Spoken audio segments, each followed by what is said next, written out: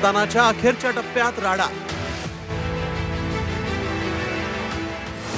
कुठं ईव्हीएम मध्ये बिघाड तर कुठं गोंधळ। नाशकात भाजप ठाकरे गट एकमेकांना भिडले। महाराष्ट्रातील 13 जागांसाठी मतदानाचा 5वा आणि अखेरचा टप्पा पार पडला। हा अखेरचा हाय व्होल्टेज टप्पा गाजला तो वादंगाच्या प्रसंगांनी। नाशिकमध्ये भाजप आणि ठाकरे गटाचे कार्यकर्ते भिडले। भाजपचे आमदार देवयानी फरांदे आणि उद्धव ठाकरे गटाचे माजी आमदार वसंत गीते आमने सामने आल्यानं दोन्ही गटाकडून जोरदार घोषणाबाजी करण्यात आली। दोन्ही गटात वाद झाल्यानं घटनास्थळी पोलीस दाखल झाले। हा सगळा प्रकार नाशिकच्या भद्रकाली हद्दीत घडला। दुसरीकडे भांडूपमध्ये पोलिसांनी शिवसेना उद्धव बाळासाहेब ठाकरे पक्षाच्या कार्यकर्त्यांना ताब्यात घेतल्यानं मोठा राडा झाला।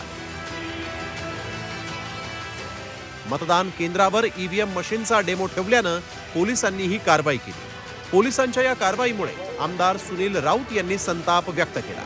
त्यांनी पोलिसांना तंबी दिली। कार्यकर्त्यांना अटक करू नये असंही त्यांनी पोलिसांना बजावलं। तर पराभवाच्या भीतीनं रडीचा डाव सुरू असून कायदा हातात घेणाऱ्यांवर कारवाई केली जाईल असा इशारा शिंदेंनी दिला। आज आमच्या टेबलावरती गुठ्ठ्याची मशीन दाखवण्यासाठी ठेवली होती। ती चुकीची आहे, परंतु निवडणूक आयोगाच्या कुठल्याही गाईडलाईन मध्ये ते नसले नाहीये, तरी सुद्धा जबरदस्तीने त्या दोघांना अटक करण्यात आहे। आणि माझी मागणी तीच आहे, निवडणूक आयोगाने सांगितलं तर तुम्ही त्यांना अटक करा, तो पण त्यांना काम करू। पोलिसांना प्रचंड दबाव आहे आणि त्यामुळे त्यांना अटक केलेली आहे। ते रोज बाताबाची करतात, त्यांना काय ते हरणार आहे, त्यांचा पराभव होणार आहे म्हणून रडीचा डाव खेळतात।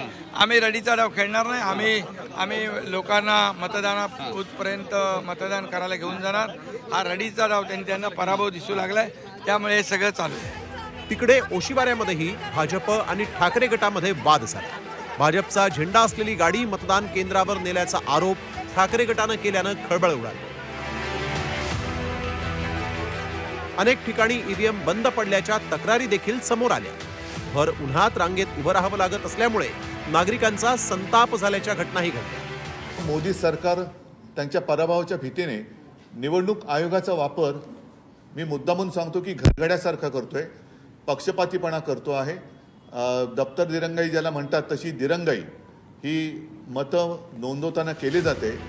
राज्यातील बदललेल्या राजकीय समीकरणानंतरची ही पहिलीच सार्वत्रिक निवडणूक आहे। त्यामुळे अनेक ठिकाणी शिवसेनेचे दोन्ही गट आमने सामने आल्याचं चित्र पाहायला मिळालं।